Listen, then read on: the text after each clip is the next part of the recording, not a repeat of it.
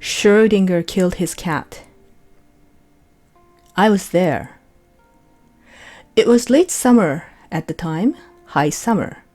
In those weeks just before the first brush of fall air finds its way in. And we were on the patio, drinking, watching the trees.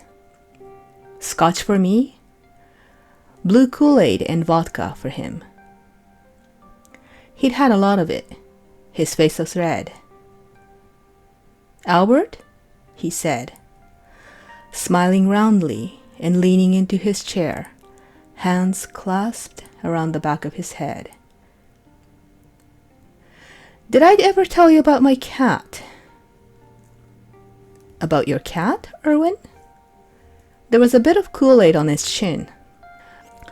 I brushed at my own in an attempt at tactful notification, but he paid no heed. "Rumsfeld." He seemed to draw the word across his tongue. "Rummy. Did I ever tell you about him?" "I don't believe you did, "Well," he said. "Well," and seemed to leave it at that. I went inside to get some Oreos. By the time I came back out with a package, he was scribbling furiously, tiny equations scrawled across almost an entire page. He was using his cup for a paperweight, ignoring me as I sat. The sun had finished setting, and the western sky was an airy prism, dividing white into orange and purple into blue.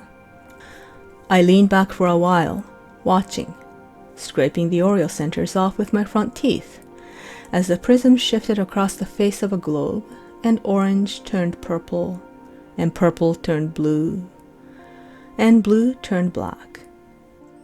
"Done!" shouted Erwin. I managed not to jump. "So? What have you got?" He slid the page across at me, smirking. It was a proof.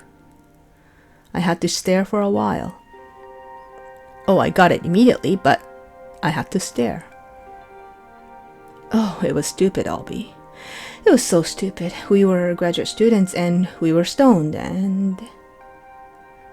He broke off, staring at the tabletop, sniffing. "We took Rummy and we put him in this box, you know, this airtight box. And we put a little vial of, I don't know, something, you know, in with him. And there was a Geiger counter and a tiny bit of uranium, just a tiny bit. And, oh, Albie, I meant to collapse the wave function in the right direction."